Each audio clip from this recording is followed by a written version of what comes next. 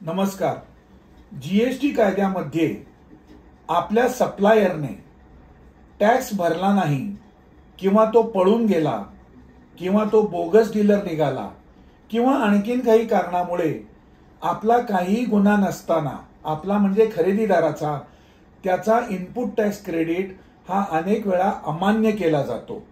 या बाबतीत अनेक अपिले झाली, रिट पिटिशन झाली आणि सुदैवाने अलीकडच्या काळात बऱ्याच उच्च न्यायालयांचे असे निर्णय आलेले आहेत की सप्लायर किंवा सेलरच्या चुकीमुळे खरेदीदाराचा सेट ऑफ किंवा इनपुट टॅक्स क्रेडिट हा अमान्य किंवा डिसअलाव करू नये आणि त्यामुळे याचा फायदा आपण घेत राहिलं पाहिजे।